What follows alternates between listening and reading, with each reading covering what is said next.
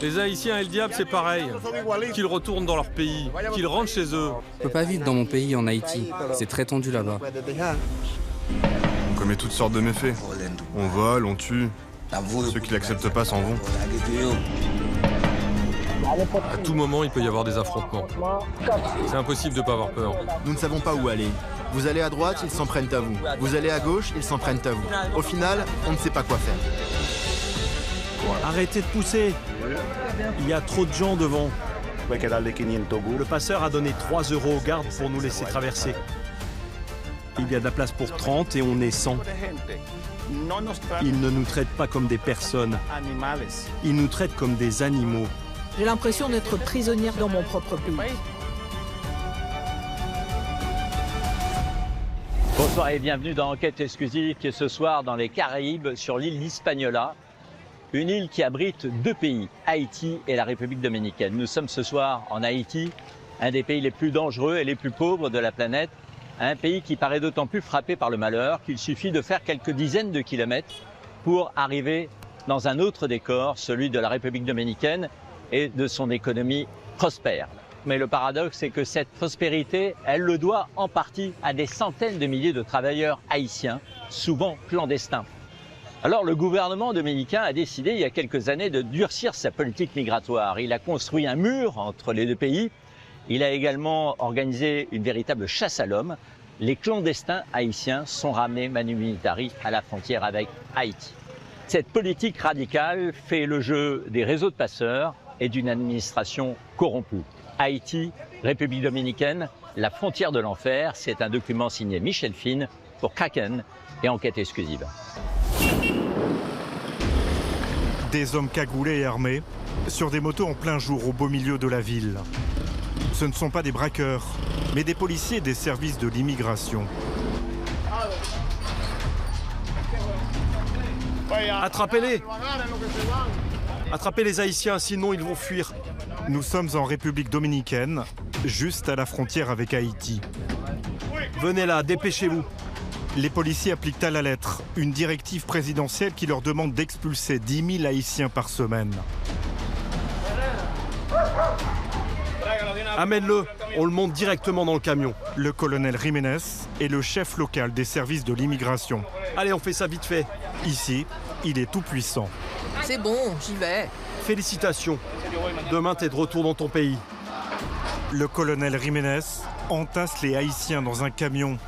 Une véritable bétaillère, une prison de tôle où les gens doivent se tenir debout dans une chaleur étouffante.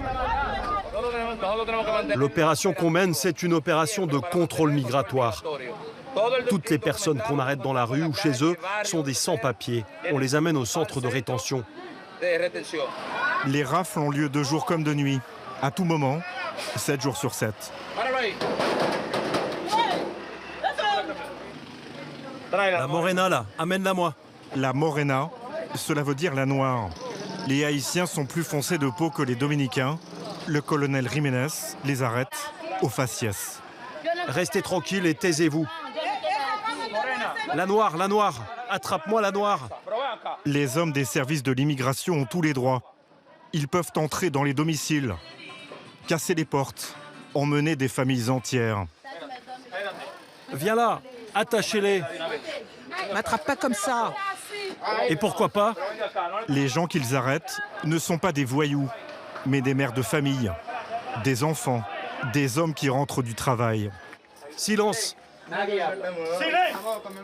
On les attrape tous, mettez-les en file. Au fur et à mesure des interpellations, il n'y a presque plus de place dans le camion prison. À l'intérieur, les Haïtiens n'en peuvent plus. Ils étouffent.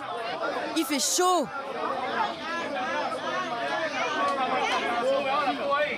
Au suivant, rentre le bras.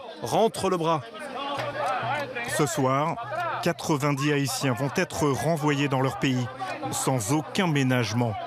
Partout en République dominicaine, les camions prisons comme celui-ci sillonnent le territoire et traquent sans relâche et sans pitié les Haïtiens. Au centre de l'archipel des Caraïbes, Haïti et la République dominicaine. 2 pays pour une seule île, Hispaniola. 2 mondes qui s'opposent. À l'est, sur 2/3 du territoire, la République dominicaine, l'une des économies les plus prospères d'Amérique latine, une destination phare du tourisme mondial. Ici, c'est la tranquillité, le soleil, les gens sont vraiment gentils, sont vraiment accueillants. À l'ouest de l'île, un pays aux antipodes, Haïti, gangréné par la violence. À Port-au-Prince, la capitale, nous avons pu rencontrer les membres des gangs qui ont mis le pays en coupe réglée. Des jeunes à peine sortis de l'enfance, comme celui-ci, 15 ans à peine. On m'appelle le courageux, j'ai jamais peur. Je sais que je vais mourir.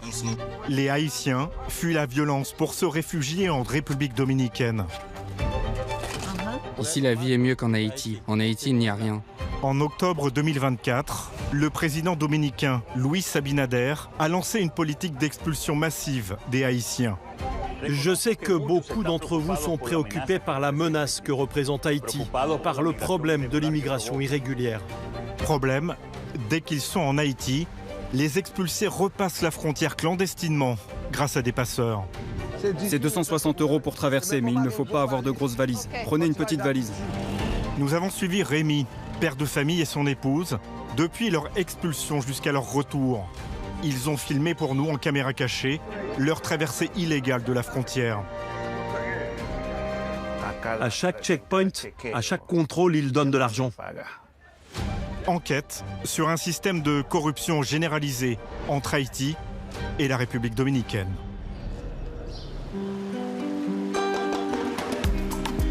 Loin des rafles et des camions-prisons, voici le visage que la République dominicaine préfère montrer aux touristes du monde entier.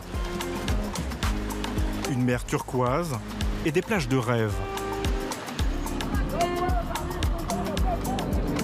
Ce pays béni des dieux est l'une des destinations préférées des touristes français. Chaque année, en janvier et février, des dizaines de milliers de touristes accourent pour voir les baleines à bosse en plein balai amoureux. Il y en a 3. Elles sont vraiment collées, quoi. Elles doivent être en train de se reproduire. Ces baleines parcourent des milliers de kilomètres depuis l'Atlantique Nord pour se reproduire dans les eaux chaudes des Caraïbes, où elles sont littéralement assaillies par les touristes. Ils sont de plus en plus nombreux dans le pays, plus de 40% en 2 ans. Ils étaient 7 millions en 2022, 11 millions l'année dernière, autant que la population entière du pays. Voici Saint-Domingue, la capitale. C'est la destination la plus prisée de l'archipel des Caraïbes. La ville attire de plus en plus un tourisme de luxe. Cet hôtel est l'un des plus beaux établissements. Sa clientèle fortunée vient du monde entier. Vous en mettez une ici et l'autre là. À 42 ans, Linda est chargée d'organiser les grands événements. Elle a été recrutée parce qu'elle parle 5 langues. Hola, bienvenido. ¿Cómo están? Je parle français, anglais, italien un petit peu, espagnol, créole aussi. Linda n'est pas une employée comme les autres. Elle est née en Haïti. Elle a quitté son pays en 2018 après un tremblement de terre. Elle est venue en République dominicaine pour faire des études d'hôtellerie. C'est une chance de travailler ici, non? Ah oui. Quoi? Parce que dans mon pays, il n'y a pas la stabilité politique, c'est un peu difficile. Dans le tourisme, les emplois de maison, l'agriculture, les travailleurs haïtiens sont partout. Certains secteurs comme le bâtiment dépendent exclusivement de leur force de travail. En République dominicaine, l'explosion du tourisme a créé un boom de l'immobilier. En hausse de 10% chaque année, le secteur a besoin de toujours plus d'ouvriers. Francis, patron d'une entreprise de construction, est un homme heureux. Désolé pour le téléphone, je dois envoyer des messages. C'est la vie d'un homme d'affaires. Exactement. Il fait travailler une trentaine d'ouvriers et comme dans 90% du secteur de la construction dans le pays, la plupart d'entre eux ne sont pas des dominicains. Tous ces gens que vous voyez sont des travailleurs haïtiens. Junior, vous avez bientôt fini? Presque. Le secteur de la construction dépend beaucoup des Haïtiens, parce qu'il s'agit d'une main-d'œuvre mal payée. Il y a beaucoup d'Haïtiens qui sont des gens bien, qui travaillent dur et qui viennent ici pour bosser. En ce moment, Francis mène de front 5 chantiers, parmi lesquels la rénovation de cette belle maison. Celle-ci appartenait à Nadal, le joueur de tennis. Je suis en train de la rénover.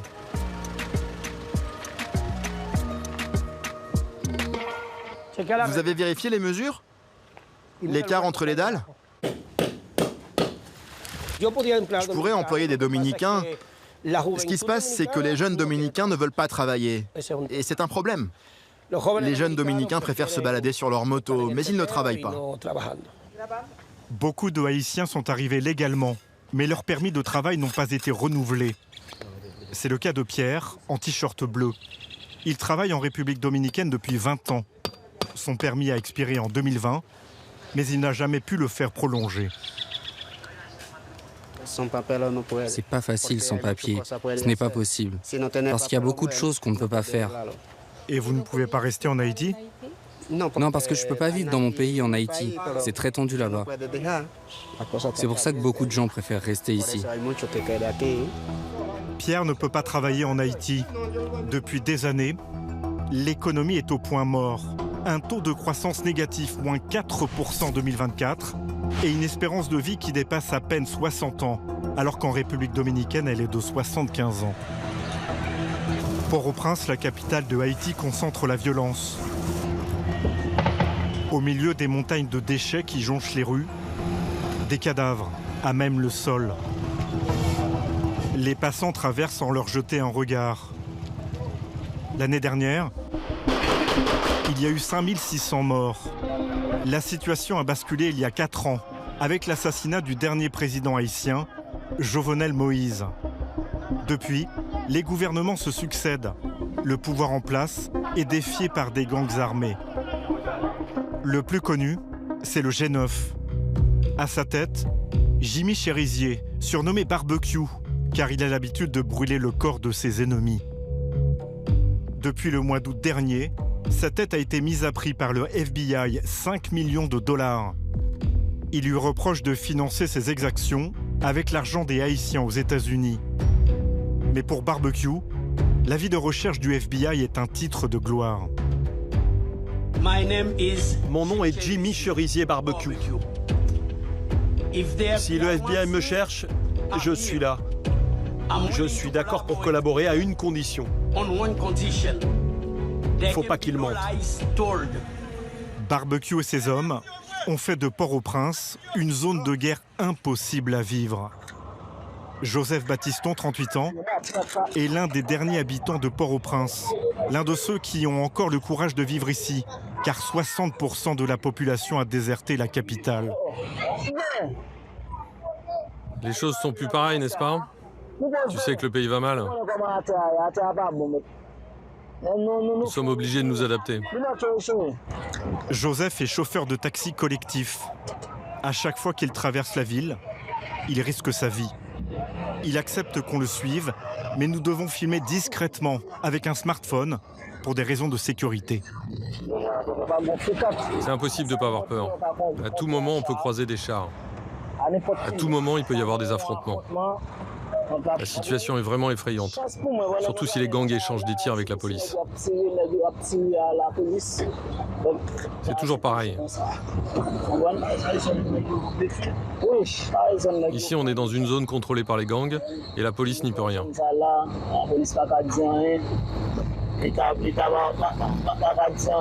Les échanges de tirs avec les groupes armés sont permanents. La dernière attaque a visé une maison sur cette colline. Il y avait 8 personnes à l'intérieur. Un seul a eu la vie sauve. Ils ont tué tout le monde.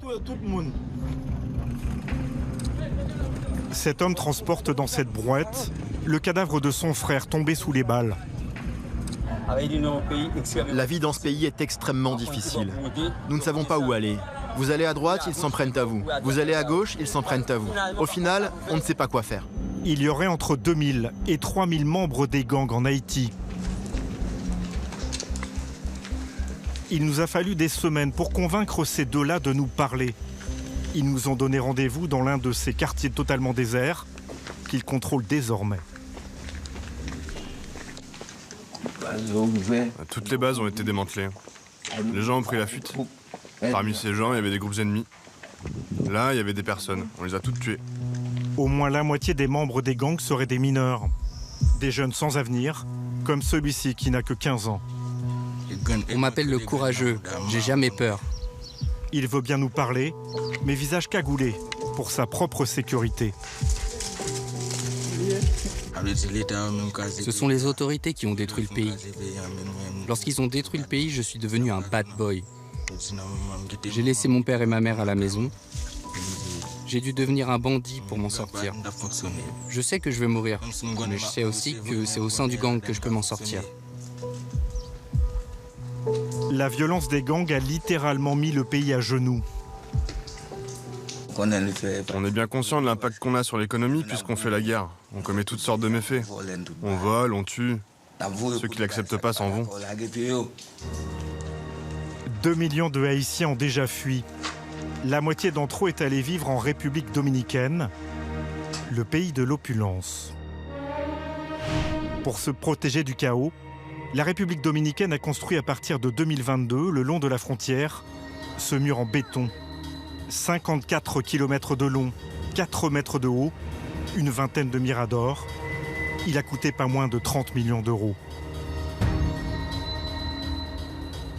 À Pepillo Salcedo, Mathilde et sa voisine ont désormais un horizon de fer et de béton. Pourtant, elles sont ravies. Heureusement que le mur nous protège. Les Haïtiens sont très dangereux parce qu'ici on a peur. Peur des Haïtiens. Ils sont insupportables. Ils volent à 2 mains. Ils nous ont volé 17 vaches et ils les ont emmenées là-bas en Haïti. En République dominicaine, le racisme anti-haïtien est le sentiment le mieux partagé. Où qu'on aille dans le pays, il suffit de poser la question « Qu'est-ce que vous pensez des Haïtiens ?» pour avoir ce genre de réponse. Les Haïtiens et le diable, c'est pareil. Qu'ils retournent dans leur pays, qu'ils rentrent chez eux. Ce sont de mauvaises personnes. La haine des Dominicains envers les Haïtiens ne date pas d'hier. Cela fait même des siècles que cela dure. À l'origine de tout, il y a Christophe Colomb. Sa statue orne la place principale de la capitale. On se trouve sur la place d'armes qu'on appelle place Colomb, du nom de l'amiral Christophe Colomb.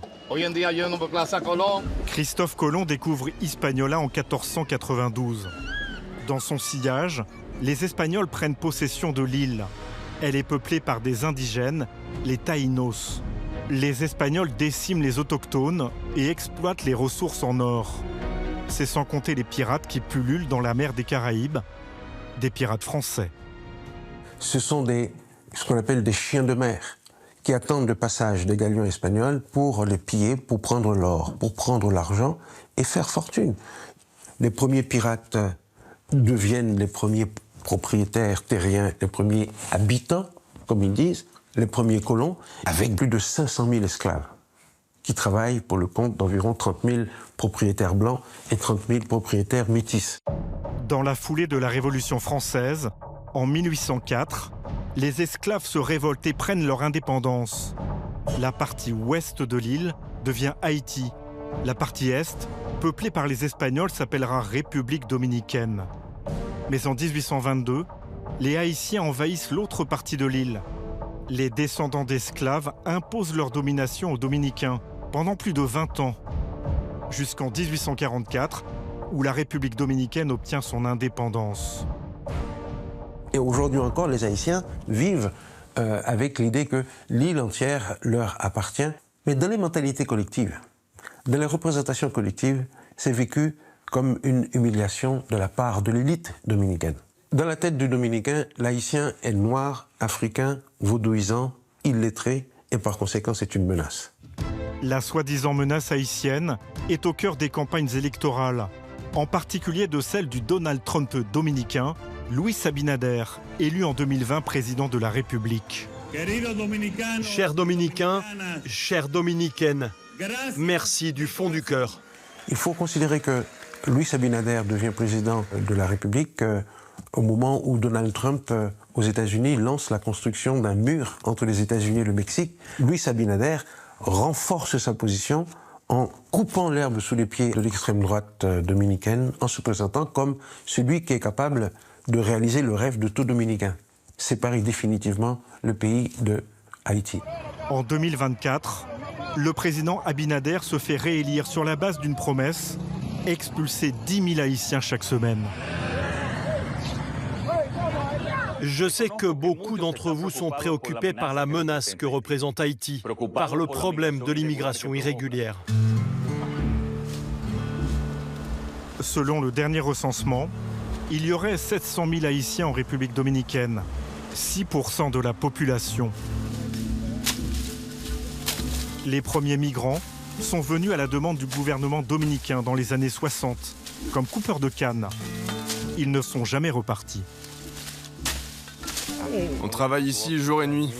On est très peu payé, pas plus de 1 ou 2 euros par jour. Aujourd'hui, la canne à sucre est le 3e produit agricole exporté par la République dominicaine, après le cacao et le tabac. Les coupeurs de canne vivent dans ces villages de tôle et de bois, qu'on appelle des batailles. Wani, 30 ans, habite ici avec toute sa famille. Voici ma tante. Elle, c'est ma sœur.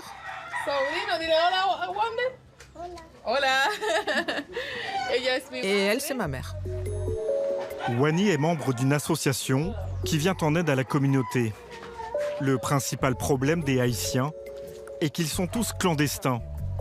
En 2013, le gouvernement a supprimé la nationalité dominicaine de tous les Haïtiens nés dans le pays. Du jour au lendemain, 250 000 personnes sont devenues apatrides, comme Wani.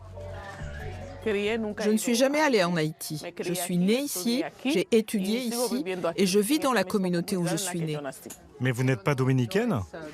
Non, je ne suis plus dominicaine. Je suis une étrangère dans le pays où je suis née. C'est très difficile. J'ai l'impression d'être prisonnière dans mon propre pays.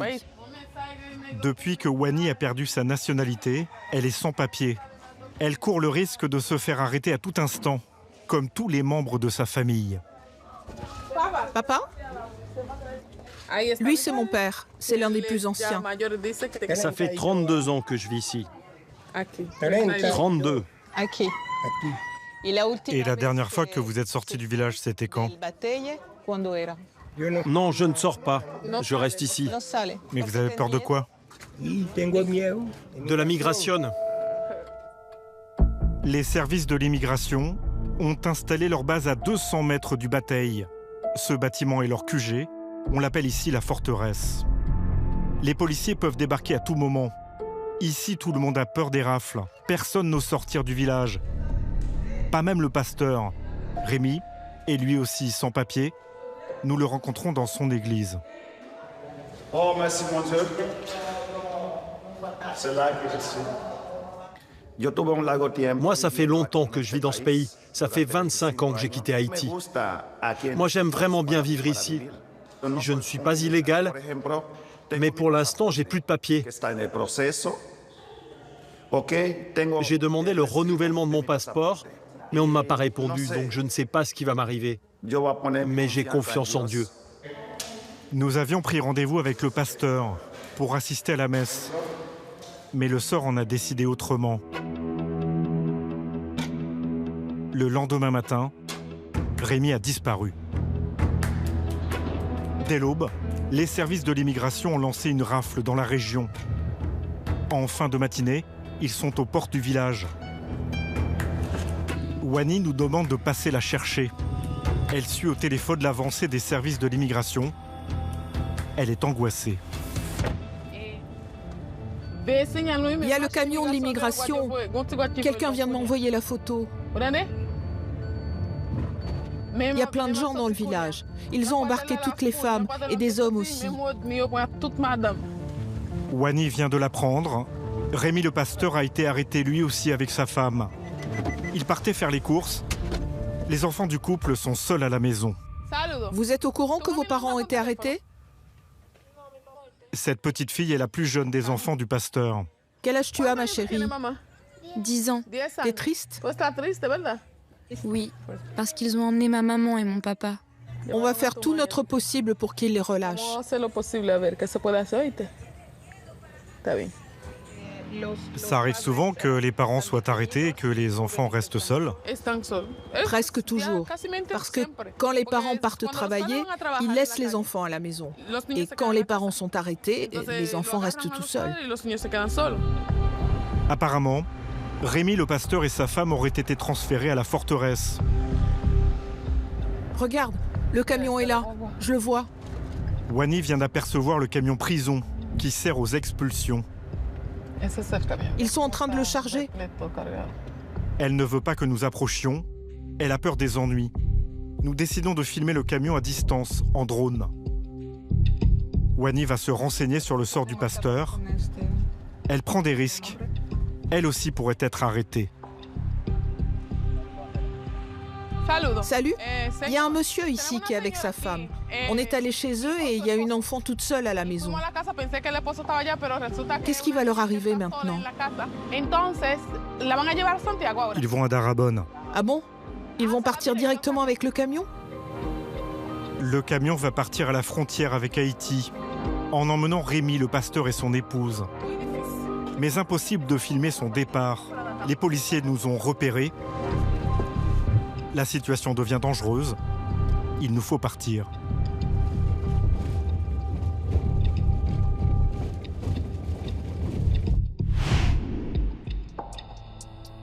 Nous laissons Wani au village et prenons la direction de Darabonne, à 140 km de là, dernière ville avant la frontière. Nous allons tenter de retrouver en Haïti le pasteur et sa femme. À mesure que nous approchons de la frontière, tous les 15 km environ, des militaires et des checkpoints. Ces soldats contrôlent chaque voiture pour vérifier qu'elle ne transporte pas des Haïtiens sans papier. C'est bon, tout est en règle. Au bout de 3 heures de route, nous voici à la frontière, côté dominicain. Les deux pays sont séparés par une rivière et reliés par ce pont. Chaque jour, il est traversé par 30 à 40 000 Haïtiens qui viennent acheter des produits en République dominicaine dans ce grand hangar au toit gris. Il s'agit d'un marché gigantesque où l'on vend de tout. Son chiffre d'affaires est de 1,5 million d'euros par semaine. Ceux qui viennent au marché doivent repartir chez eux en Haïti avant la fermeture à 17h pile. Ceux qui veulent passer en République dominicaine et traverser la frontière sont soumis au contrôle des services de l'immigration.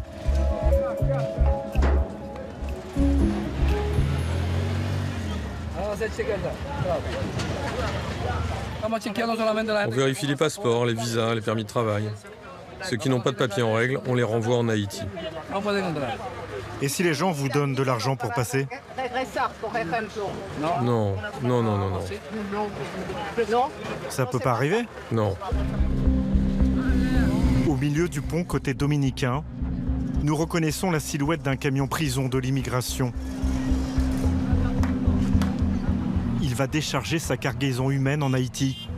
Nous le suivons. Il y a peut-être à l'intérieur le pasteur et sa femme. Laissez les gens. Laissez-les sortir. Dans le camion métallique, surchauffé par plus de 40 degrés, ils sont peut-être une centaine. Ils ont voyagé pendant plusieurs heures, sans boire ni manger. Rolbert travaille côté haïtien, pour une association chargée d'accueillir les expulsés. Vous pouvez aller dans ce bureau où se trouve le drapeau. On va vous assister et on va vous aider. La police dominicaine a arrêté ces femmes à 3 heures du matin. Ils nous ont pris avec l'enfant. Quel âge il a? 11 ans. Vous pouvez entrer, venez. Cette mère a été surprise dans son sommeil. Avec son enfant de 4 ans, les services de l'immigration ont cassé sa porte. Qu'est-ce que vous allez faire maintenant? Bon, je vais essayer de rentrer chez moi. Je ne sais pas quoi faire. À la grâce de Dieu.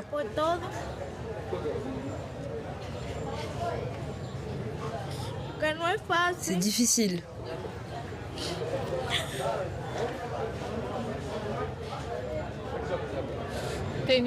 Vous aviez un travail? Je travaillais dans une banque. Je devais y aller ce matin, mais je ne vais pas pouvoir. Rémi le pasteur et sa femme ne font pas partie de ce convoi, mais nous allons avoir bientôt de leurs nouvelles. Nous avions tenté de joindre Rémi plusieurs fois. Il vient de nous laisser un message. Bonjour, comment allez-vous? Nous sommes avec mon épouse à Wanamint. Nous allons le rejoindre avec sa femme à Wanamint, première ville juste après le pont derrière la frontière en Haïti. Il nous a donné rendez-vous dans ce petit quartier. Hola. Bonjour. Bonjour, soyez bénis. Comment vous allez? Très bien. Pas tant que ça en fait. Rémi et son épouse sont arrivés la veille en camion. Ils n'ont presque pas dormi. Ils sont complètement déboussolés. On souffre beaucoup parce qu'on a laissé notre famille, nos enfants. Ils pleurent tout le temps. Ils nous appellent sans arrêt parce qu'on leur manque. On veut repartir pour les retrouver. Vraiment.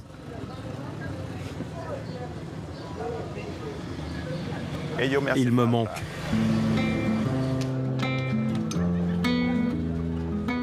Le couple est un peu perdu. Ils découvrent ce pays qui est le leur, mais qu'ils ne connaissent pas. Rémi est né à quelques kilomètres de Wanamint. Il est parti à l'âge de 15 ans pour travailler en République dominicaine dans la canne à sucre. Il n'était jamais revenu jusqu'à aujourd'hui. C'est un peu bizarre parce qu'on ne connaît pas le pays et en même temps c'est assez ambivalent parce qu'on est chez nous.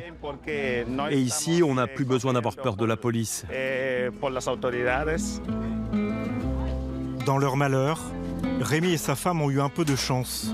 À Wanamint, ils ont de la famille qui les héberge dans cette toute petite maison. Sans électricité ni eau courante. Vous êtes combien à vivre là maintenant? Les enfants et moi, on est 4, 5, 6, 7, 8. Ça fait beaucoup? Ouais.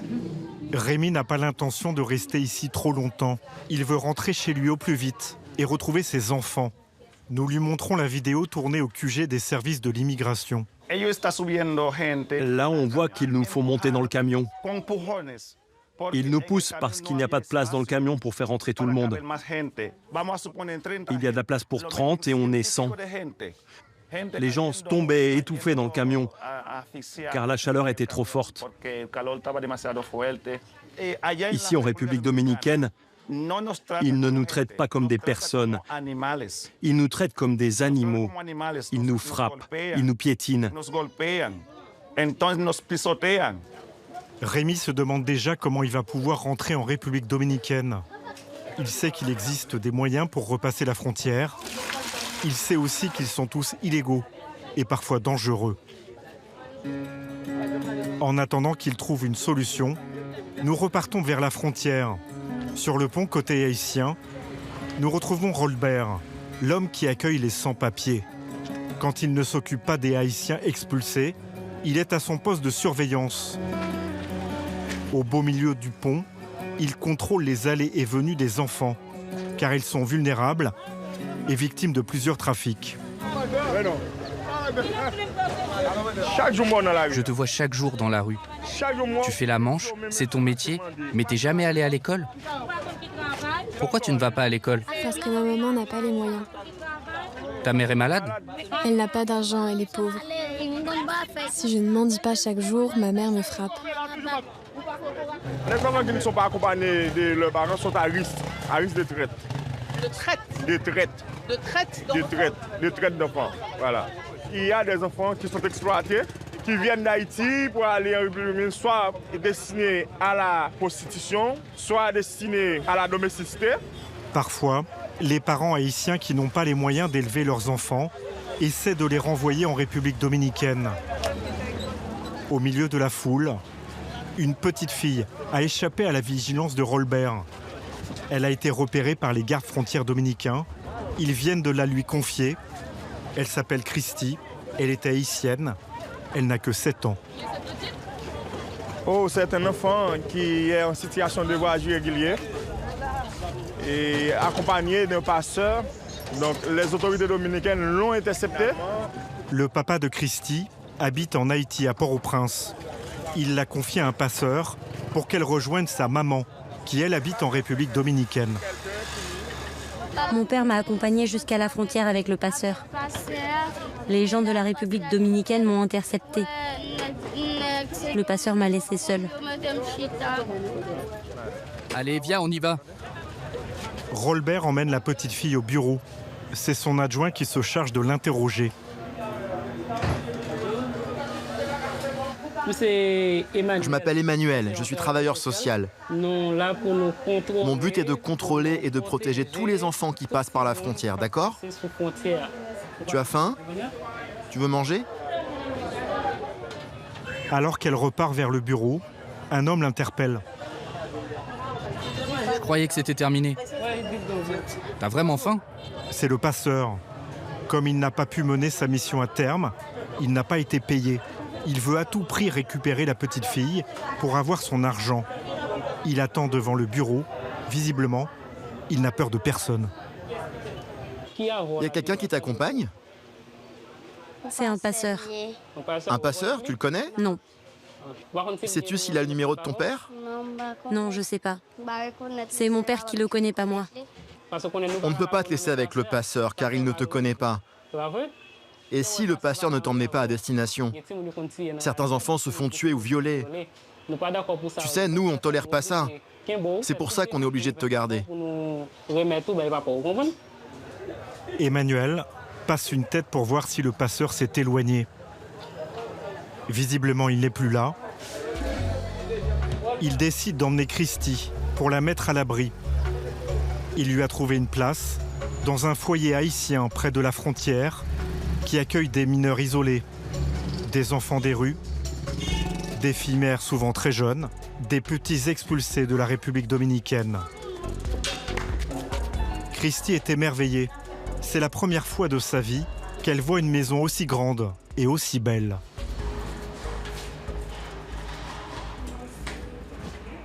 Elle te plaît, la chambre? Oui. Tu veux t'allonger? T'as déjà eu une chambre comme ça? Non. Comment tu la trouves?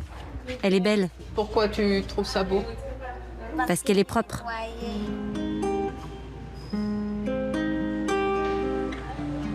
Christy ne va rester qu'une nuit au foyer. Son père se manifeste dès le lendemain. Emmanuel lui donne rendez-vous dans les locaux de l'association. Vous êtes monsieur Louis Linès. Je peux avoir votre passeport?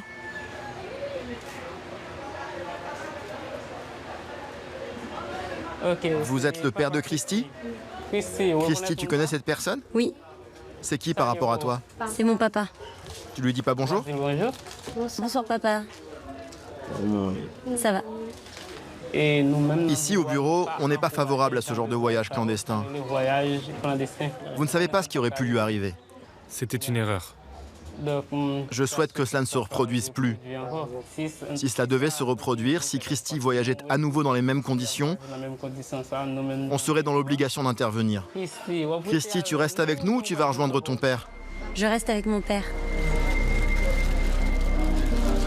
2 mois après notre tournage, nous avons eu des nouvelles de la petite Christy. Malgré les recommandations d'Emmanuel, son père l'a mise entre les mains d'un autre passeur qui lui a fait traverser la frontière. Christy vit aujourd'hui en République dominicaine avec sa mère. Son père nous assure qu'elle va bien. Il n'a pas eu à chercher très loin pour trouver des passeurs. Ils sont tous là, installés à la frontière côté haïtien, là où les expulsés de la République dominicaine arrivent toute la journée. Dans ce pays, ils ont pignon sur rue. Ici, on les appelle les coyotes. Ils ne sont pas faciles à approcher, mais on a réussi à les convaincre. Elias, 68 ans, est le doyen. Son métier officiel, c'est vendeur de boissons fraîches. Mais en sous-main, il propose des passages clandestins vers la République dominicaine. Sa spécialité, le bus. Si vous avez 260 €, vous pouvez voyager avec Caribe Tour. Le bon jour pour passer, c'est le jour du marché. Jour du marché. Oui, jour du marché. Uniquement facile le jour de marché. Oui, mais il ne faut pas prendre de grosses valises. Il faut des petites valises.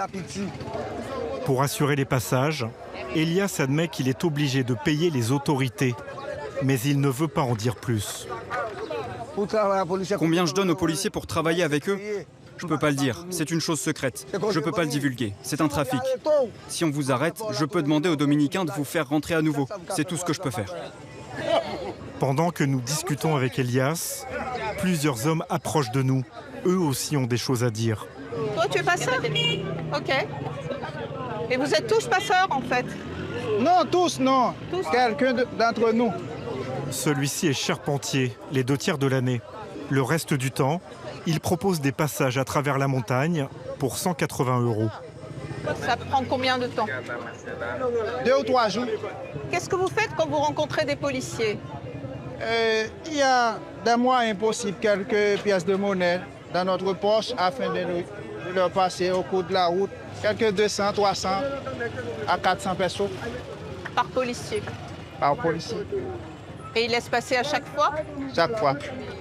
200 à 400 pesos, cela représente entre 3 et 6 €. En faisant quelques traversées, cet homme peut rapidement doubler ou tripler son salaire de charpentier. Donc plus le président dominicain Abinader expulse, plus beaucoup d'argent viennent.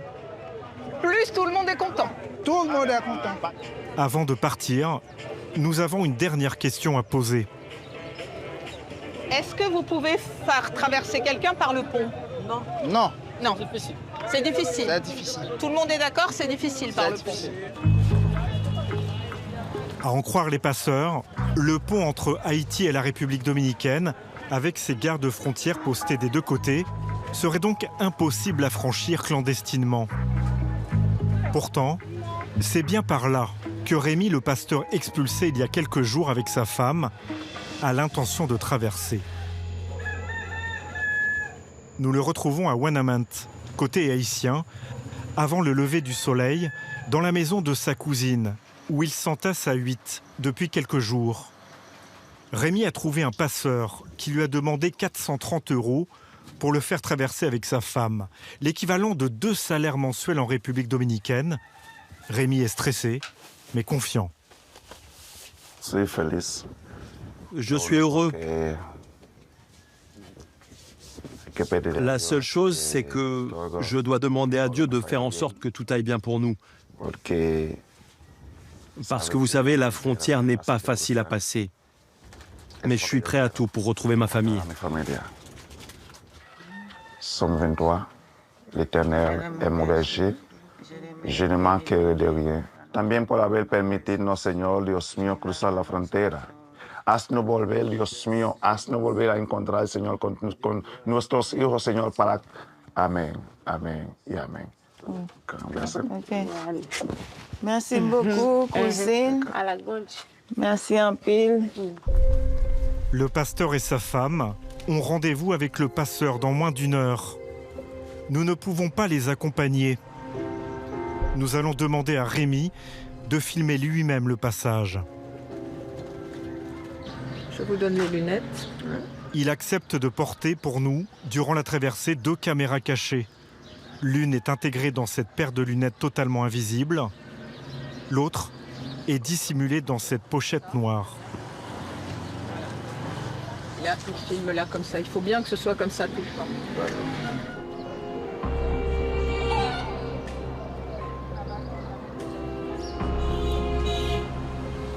Rémi est conscient des risques qu'il prend. Il veut que les images qu'il va tourner avec la caméra cachée soient vues dans le monde entier. Je vous attendais. Voici le passeur avec lequel il a rendez-vous. C'est l'homme à la casquette rose, ici de dos. Il explique à Rémi qu'il va devoir se séparer de son épouse pour un moment. Elle doit rejoindre une autre file, celle des femmes. C'est de l'autre côté. Ici, c'est la queue des hommes. Comment je fais pour retrouver mon épouse? On la retrouvera plus loin. À l'autre bout du pont, les hommes font la queue pour passer un premier contrôle. Arrêtez de pousser. Il y a trop de gens devant. Je ne suis pas collé à toi. Je suis devant, pas la peine de bousculer. On va tous passer. L'homme en t-shirt vert, juste devant Rémi, montre une pièce d'identité, mais se fait refouler. Une seconde plus tard, le passeur, l'homme à la casquette rose, glisse discrètement un billet à quelqu'un. La voie est libre. Le passeur a donné 3 € aux gardes pour nous laisser traverser. C'était quelque chose d'incroyable parce qu'il y avait des gens qui étaient arrêtés par les gardes frontières, mais nous, on est passé sans aucun problème. La femme de Rémi a pu elle aussi traverser sans encombre. C'est le moment de payer. Rémi verse au passeur 15 000 pesos, 215 €. Le couple arrive au deuxième point de contrôle. Ils passent la dernière porte. Ils sont même accompagnés par un garde-frontière.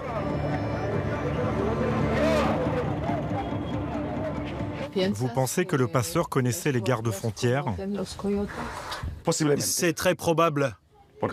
Parce qu'il travaille dans la zone. Il connaît tout le monde à la frontière et ils le connaissent parce qu'il travaille dans le coin. Une fois passé de l'autre côté de la frontière, en République dominicaine, Rémi et sa femme ne sont pas au bout de leur peine. Ils ont rendez-vous avec un deuxième passeur qui les emmène en voiture. Sa mission à lui est de leur faire traverser tous les checkpoints où la police traque les Haïtiens sans papier. Le deuxième passeur est un homme âgé. Il se fait appeler le colonel. C'est un colonel à la retraite. Pourquoi vous aviez besoin d'un colonel pour passer? Parce qu'il est très connu. Parce que, grâce à Dieu, le colonel connaît absolument tout le monde ici. Tous les policiers. Il leur serre la main et il nous laisse passer. Il les paye aussi. À chaque checkpoint, à chaque contrôle, il donne de l'argent. Combien? Il y a des endroits où il donne 7 € et il y en a d'autres où il donne 15 €. Coincé entre les sièges, notre caméra cachée arrive à capter cette image. Des billets entre les mains du colonel qu'il donne au checkpoint. En fin de journée, Rémi et sa femme ont réussi et sont de retour chez eux. Ma petite fille.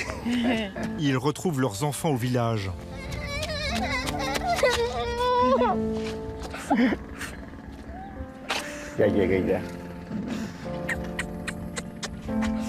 Ça va. L'année dernière, la République dominicaine a expulsé en Haïti 240 000 sans-papiers comme Rémi et sa femme. Selon les estimations, la plupart d'entre eux auraient repassé la frontière clandestinement. Un trafic à grande échelle connu de tous, même des chefs d'entreprise. À 200 km de là, dans la banlieue de Saint-Domingue, la capitale, nous retrouvons Francis, l'entrepreneur en bâtiment. Chaque fin de semaine, il rejoint sa femme et ses enfants.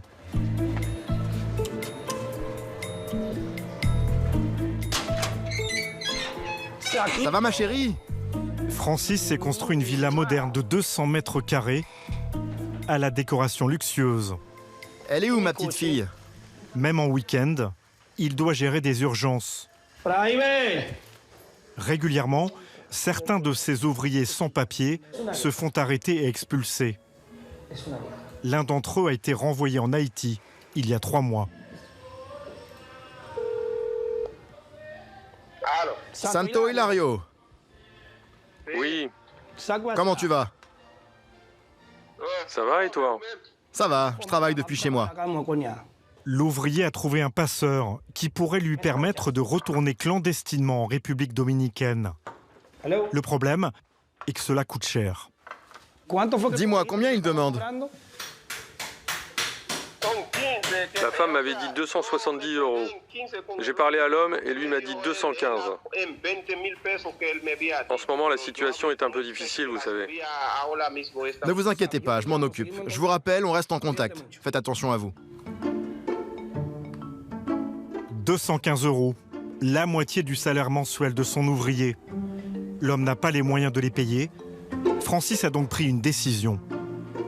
Je vais lui envoyer l'argent pour lui permettre de revenir.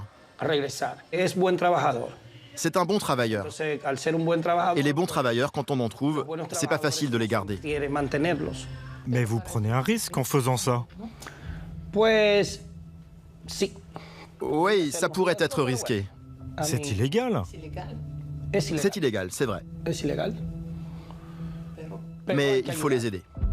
Francis a déjà rapatrié ainsi une dizaine de ses ouvriers expulsés. Il nous assure que beaucoup d'entrepreneurs dominicains feraient la même chose. Il dit qu'il ne peut pas faire autrement, même si l'existence de ce trafic le choque profondément. C'est beaucoup d'argent. C'est une activité très lucrative. Et tant que ça ne sera pas résolu, le problème de l'immigration va continuer, évidemment. Même le mur de séparation entre Haïti et la République dominicaine n'empêche pas les illégaux de traverser. Nous retournons à Pepillo Salcedo, au nord du pays. Le dernier tronçon de la barrière de séparation vient juste d'être achevé. Mais il y a un problème. Le mur s'arrête à quelques mètres de la mer. Il est donc très facile de le contourner. Bonjour, grâce à cette petite échelle. Vous allez où? Visiblement, ils sont nombreux à connaître le passage, comme Placide et Germain, des pêcheurs haïtiens. J'ai travaillé ici et duré 5 jours. Après, je vais dans mon pays. Mais là, il y a un mur pour vous empêcher de traverser. Mais oui, il y a un mur, mais je parle avec quelqu'un, mais j'aide pour entrer. Un passeur les aide à traverser la rivière, frontière naturelle entre Haïti et la République dominicaine. Des dizaines de Haïtiens comme eux traversent ainsi tous les jours et en toute impunité.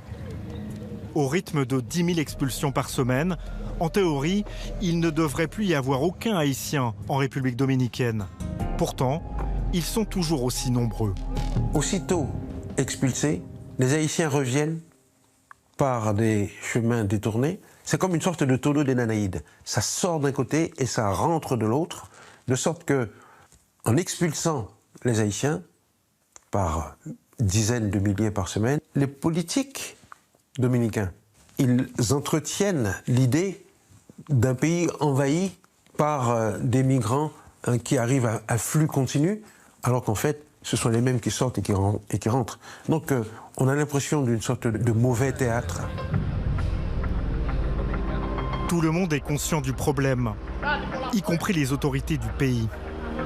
À la frontière entre la République dominicaine et Haïti, nous retrouvons le colonel Jiménez, le patron de l'immigration, celui qui passe son temps à arrêter les Haïtiens sans papier. Ce soir-là, il a fait une drôle de prise. Cet adolescent avec sa moto. C'est un Dominicain qui a été pris en flagrant délit de transport de migrants haïtiens. Ici, cette action est punie. Là, on va remplir un formulaire et demain matin tôt, on va le transférer à la police. Normalement, dans cette ville, ils les transportent sur des motos. Là, vous pouvez voir toutes les motos confisquées à des passeurs. Sur ce parking, des centaines de motos qui appartenaient à des passeurs, image symbolique de la corruption en République dominicaine. Pour tenter d'enrayer le phénomène, le pays vient de durcir la législation. Désormais, en théorie, le trafic de migrants est puni de 15 à 20 ans de prison. Mais ce business est une manne. Si l'on considère que tous les Haïtiens expulsés repassent en République dominicaine, ce trafic représenterait environ 60 millions d'euros, autant que le budget du service de lutte contre l'immigration illégale, en République dominicaine. Alors où en est la situation aujourd'hui en Haïti? Comment l'aide internationale s'organise-t-elle pour aider les habitants?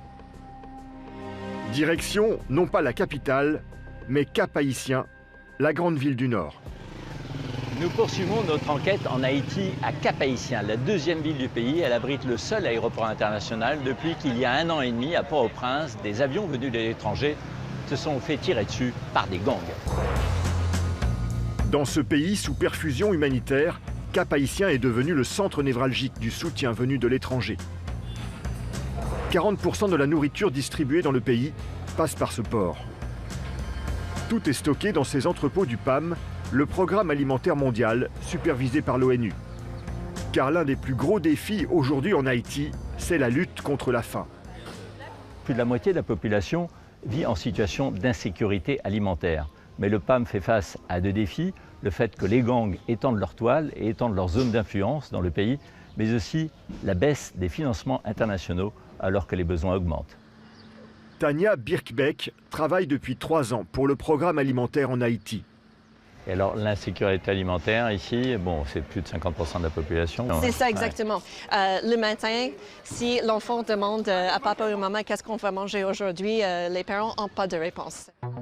Face à ce diagnostic alarmant, le PAM assure des distributions d'urgence. On va voir le chargement. Oui, bien là, sûr. qui est en train de charger. Alors, ce qu'on voit aujourd'hui, ça c'est l'assistance urgence. 2 camions s'apprêtent à partir, chargés de céréales et autres aliments de base. 1500 familles attendent cette distribution. L'essentiel des produits acheminés aujourd'hui arrive de l'étranger, comme ce riz importé des États-Unis. Mais on distribue aussi des produits de la terre haïtienne. Et ça, c'est quoi ça alors? C'est du pinto beans. Pinto beans. Ah, des haricots. Ouais. Ouais, d'accord. Donc produits par les agriculteurs haïtiens. Tout à fait. Pourquoi c'est important d'acheter local? On ne veut pas utiliser que les produits importés parce qu'en même temps, on veut soutenir l'économie d'Haïti. On va donner les emplois aux Haïtiens. L'approvisionnement du jour est financé par la Norvège, mais surtout par les États-Unis, les premiers contributeurs du programme. Mais Donald Trump a drastiquement réduit l'aide humanitaire. Certaines activités du PAM dans le monde sont menacées car il a perdu l'an dernier 40% de son financement mondial. C'est sûr que l'année 2025 était une année très difficile. Et les Américains, par exemple, les États-Unis? Mais ce n'est pas seulement les Américains. Le contexte est devenu difficile avec tous les bailleurs de fonds. Il y a quand même une baisse des financements. Ouais. C'est-à-dire qu'en 2025, vous n'avez pas reçu la même somme qu'en 2024. Oui, mais on a plus de financement qu'il y a 10 ans. Mais on a énormément plus de besoins. Il faut faire mieux avec moi, en fait. Erwan Rumen est directeur adjoint du PAM en Haïti. Passé par le Soudan, le Tchad ou encore l'Afghanistan, il sait qu'ici aussi, les familles confrontées à la faim peuvent basculer dans la détresse. Il y a 10% des femmes qui annoncent naturellement que oui, elles ont eu recours à des activités illégales pour nourrir leur famille, y compris la prostitution, les hommes, y compris le vol, etc. Et je veux dire, si vous êtes un père ou une mère avec vos enfants qui sont là, vous regardez, maman j'ai faim, et que vous regardez à gauche à droite depuis 1 semaine, 1 mois, 2 mois, 3 mois, au bout d'un moment, il y a l'aspect survie qui rentre en jeu. Et j'imagine que d'ailleurs quand vous travaillez auprès des familles et que vous livrez cette aide alimentaire, vous empêchez le recrutement par les gangs de gosses. Oui, on a aussi des programmes qui sont plus de développement. On a une politique publique d'alimentation scolaire qui fixe un objectif d'ici 2030 que tous les élèves en Haïti aient un repas à l'école. Et c'est ce qui permettra de faire qu'un jour le PAM ne sera plus en Haïti. Alors c'est l'objectif. Il n'y a pas un pays au monde qui veut voir le PAM avec l'échelle dans laquelle on est là, c'est pas le but. L'enjeu est vital. Merci beaucoup. À bientôt. Au revoir Erwan. 1500 familles attendent ces 2 camions chargés à bloc à Grande-Rivière du Nord, une petite ville à 1 heure de route. L'an dernier, 1/4 de la population haïtienne a bénéficié de l'aide du programme.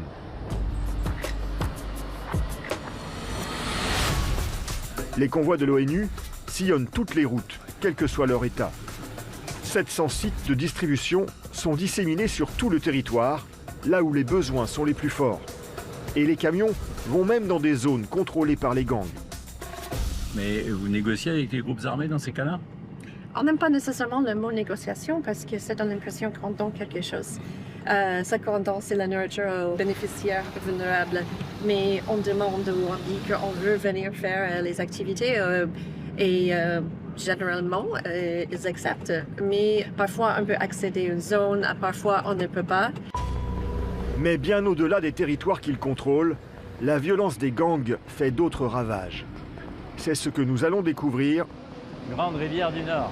Dans cette petite ville. La distribution est dans une école? C'est le 3e jour de l'opération et ils sont encore des centaines à patienter dans le calme. Beaucoup se sont mis sur leur 31 pour recevoir cette aide tant attendue. Parmi eux, beaucoup de personnes plutôt âgées et une majorité de femmes. Bonjour, on est de la télévision française. Pourquoi vous êtes dans la difficulté aujourd'hui et vous avez besoin de l'aide du programme alimentaire mondial? On n'a rien, on ne peut rien faire. Je ne travaille pas, je ne peux pas payer l'école de mes enfants. J'ai 7 enfants et je n'ai plus d'argent. Vous avez 7 enfants? Oui. 7 enfants. Et je n'ai plus les moyens de les nourrir. Parmi les bénéficiaires, beaucoup de petits agriculteurs en difficulté. Haïti est l'un des pays les plus vulnérables au changement climatique. L'agriculture ne rapporte plus à cause de la sécheresse? Oui, la sécheresse. D'accord. Oui, c'est la sécheresse. Même quand on essaie de planter quelque chose, le soleil le brûle. Il n'y a pas d'eau pour arroser. Nous n'avons pas de banque agricole pour nous aider, pour nous prêter de l'argent pour travailler. C'est pour ça qu'on manque de nourriture. Le PAM a bien vu qu'on était dans la misère. Il nous apporte de la nourriture. On les remercie, on les remercie. Oui, merci pour tout. Cette ration du PAM, ça peut nous aider pendant 2 ou 3 semaines. Mais ça n'empêche pas qu'après, on retombe dans la même situation. Et on ne peut pas nous le cacher. Nous, on ne voyage pas, mais on entend comment les gens vivent dans les autres pays. Ailleurs, les citoyens ont accès à la nourriture, à l'école, mais ici, rien. L'an dernier, les prix alimentaires ont flambé, une inflation de 33%. Alors le programme onusien fournit ici des produits de base pour un mois. Dans un lot, il y a 50 kg de riz, 6 kg de farine et 3,674 kg d'huile. Pour un mois, pour une famille de 5 personnes. L'opération sera renouvelée à 2 reprises dans les semaines qui viennent. Avec ce soutien étalé sur un trimestre, les familles peuvent espérer un peu de répit.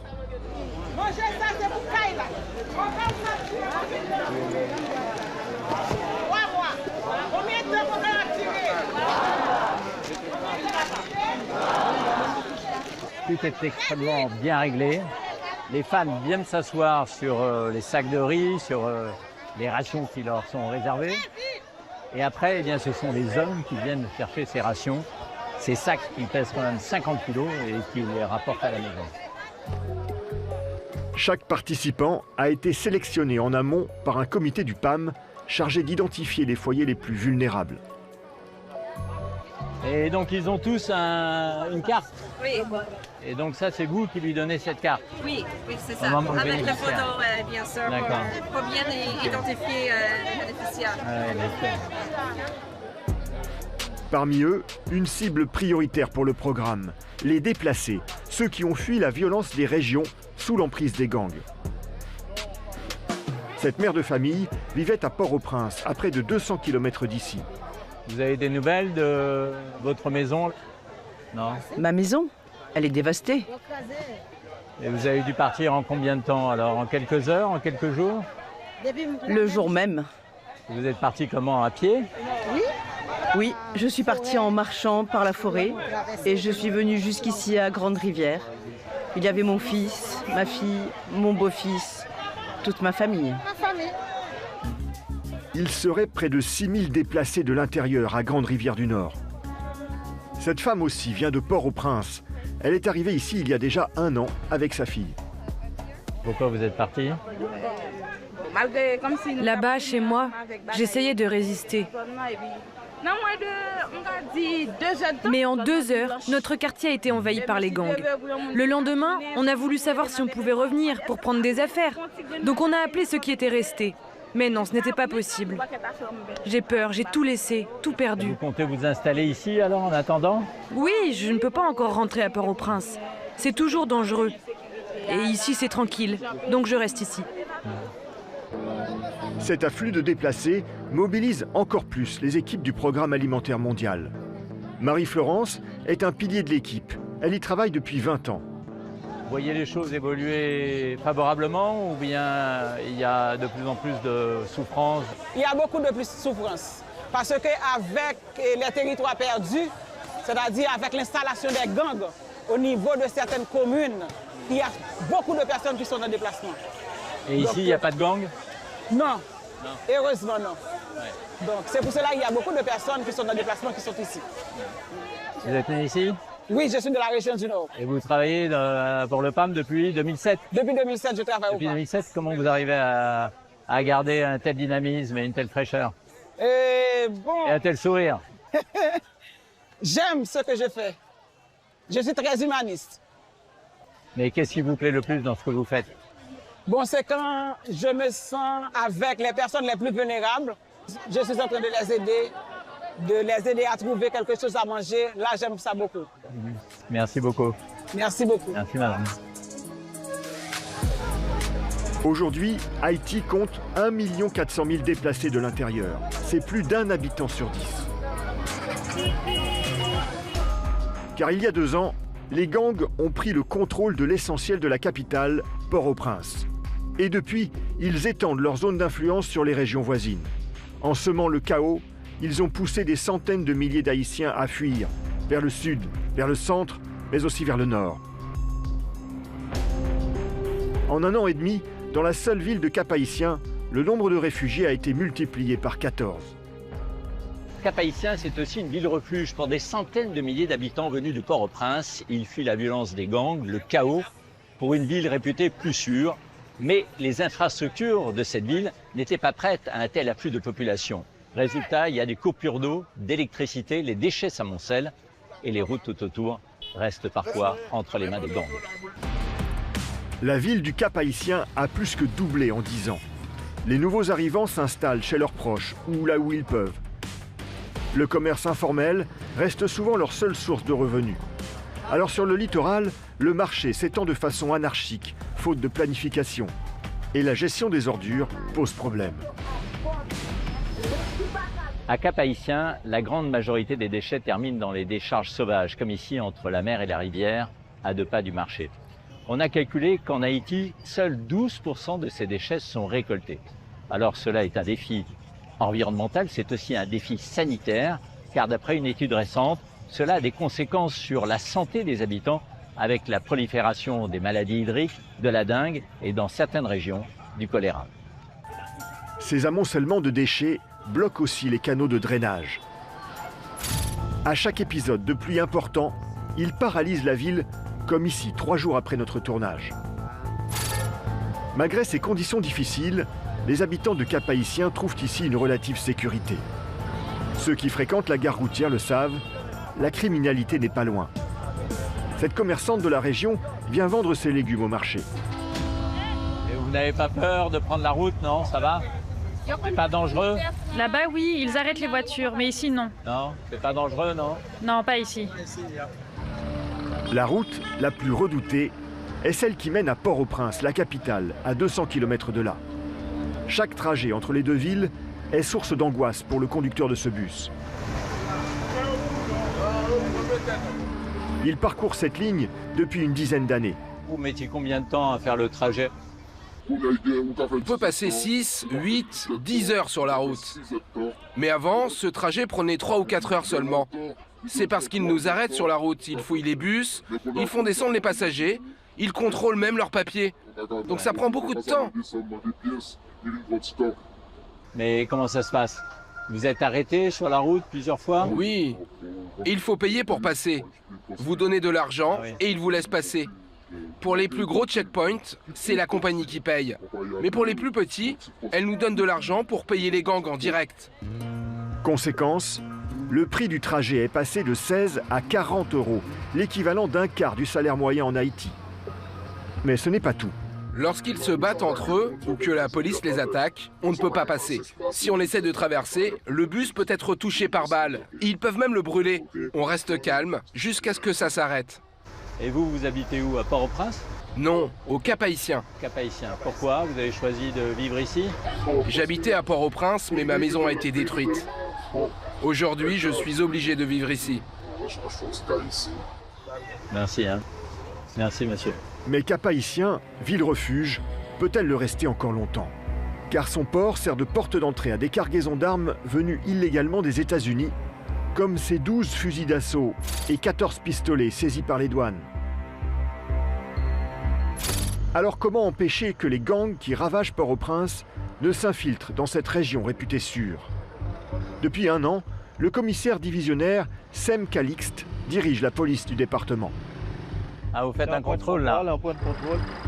Son objectif, accroître la présence policière sur le terrain. Il met l'accent sur ses contrôles à la recherche d'armes ou de criminels. Carte grise, permis de conduire. À Port-au-Prince, ce genre de contrôle n'est pas possible. C'est trop dangereux pour la police. C'est pas à tous les endroits. La police travaille d'arrache-pied pour arriver à reprendre le contrôle.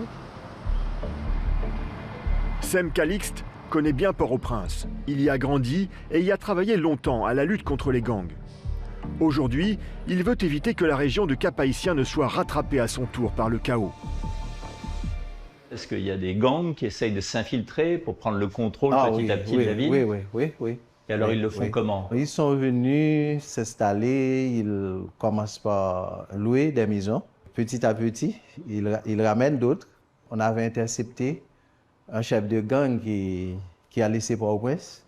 Il n'avait pas de pièces sur lui, pas de téléphone, et il était bien vêtu comme ça.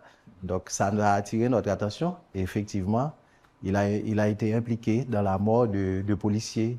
C'est un chef de gang très, très redouté. Donc il y a quand même une tentative des gangs et des chefs de gang de venir s'implanter ici à Cap-Haïtien.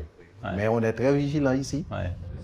Mais le commissaire divisionnaire manque de moyens et surtout d'hommes. Il y a combien de policiers aussi ici? Dans le département du Nord, on a environ 570. Donc on va renforcer un peu. Car dans tout le pays, la police peine à recruter. Le salaire n'est pas très élevé et surtout le métier est dangereux. Plus de 40 agents sont morts en 2025, la plupart lors d'opérations contre les gangs. Recruter et former est donc une priorité.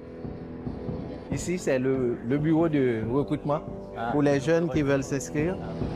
Tout en restant vigilants au profil des aspirants. Ils viennent poser leur candidature ici, oui. Et après il y a un examen. Un examen. D'accord. Et vous faites une enquête aussi de proximité? Oui, exactement. Oui. Pour chacun d'eux, il y a une enquête de proximité pour voir si ce ne sont pas des membres de gang qui se font inscrire ici. 4000 nouveaux policiers doivent être recrutés cette année. Très bien, merci beaucoup. Je vous en prie. Merci, à bientôt. Au revoir. Bientôt. Dans quelques jours, ils seront rejoints par une nouvelle force internationale. Sous l'égide de l'ONU, plus de 5500 soldats et policiers devraient être déployés pour freiner enfin l'expansion des gangs. En attendant de pouvoir inverser la tendance, comment aider les Haïtiens contraints à l'exil de l'intérieur ou expulsés par le pays voisin, la République dominicaine, à retrouver une vie normale? C'est la mission de l'Organisation internationale pour les migrations, l'OIM, liée aux Nations Unies. Lucas Garanis travaille ici pour l'OIM depuis 3 ans. Bonjour, comment allez-vous? Bonjour, vous allez bien? Ça va? On est dans la cathédrale là. C'est ça, devant la cathédrale de Cap-Haïtien. Le cœur de sa mission, aider les Haïtiens contraints au retour à se reconstruire. La majorité des personnes qu'on enregistre, les retours forcés, proviennent de la République dominicaine. C'est parfois difficile de se réinsérer puisqu'ils sont là-bas depuis parfois des dizaines d'années. Le processus de réintégration est extrêmement complexe. On ne va pas se le cacher. Les personnes qui reviennent ont peu de ressources, peu de moyens, peu de réseau social aussi, et parfois ne parlent pas le créole. C'est-à-dire qu'il y a eu l'année dernière 2000 personnes qui ont été retournées de force, qu'on a enregistrées, qui n'étaient pas nées en Haïti. Donc c'est des personnes qui n'avaient jamais vécu en Haïti, donc qui ne parlaient pas le créole. Donc la réintégration est extrêmement compliquée. Est-ce que dans votre politique et dans votre action, vous songez aussi à essayer que Cap-Haïtien ne soit pas un point d'attraction, parce que c'est le phénomène auquel on avait assisté après le tremblement de terre de 2010, où finalement toutes les ONG étaient à Port-au-Prince, et du coup il y a eu un phénomène d'attraction, et la population de Port-au-Prince a augmenté de manière considérable, et ce n'était pas l'objectif vraiment recherché en fait.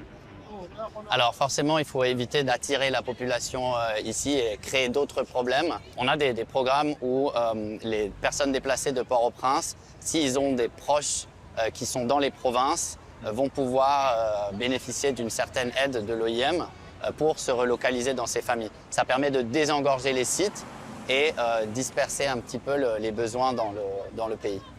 Est-ce qu'il y a des retours possibles? Est-ce qu'il y a des gens qui, une fois à Cap-Haïtien, au bout de quelques mois, se disent « je reviens à Port-au-Prince » Alors, il faut savoir que le retour, c'est la priorité des gens. Quand on fait des enquêtes d'intention, la première chose que les gens veulent, c'est rentrer chez eux. Malheureusement, dans la plupart des cas, ce n'est pas possible. Soit la zone est encore sous le contrôle des gangs, soit leur maison a été occupée. Soit leur maison a été détruite ou est occupée. Et du coup, c'est impossible. Donc c'est une position où l'OIM ne veut pas créer une incitation au retour dans des conditions qui ne sont pas tout à fait sécurisées. Une incertitude qui fragilise en particulier les enfants d'Haïti. Dans le pays, plus de la moitié des déplacés ont moins de 18 ans. 4 ans et demi après l'assassinat du président haïtien Jovenel Moïse, l'instabilité politique demeure. La communauté internationale, se souvenant sans doute de ses échecs passés, limite son action en finançant des programmes d'urgence juste pour éviter le naufrage. Quant à la force multinationale dirigée par le Kenya, elle n'est même pas parvenue à limiter l'influence, l'emprise des chefs de gang qui sont devenus entre-temps des seigneurs de la guerre partis à la conquête de nouveaux territoires. Plus que jamais pour les Haïtiens, l'avenir n'est pas une promesse, mais un combat de tous les jours. Voilà, c'est la fin de cette émission. Merci d'avoir été avec nous. Rendez-vous la semaine prochaine pour un nouveau document d'enquête exclusive.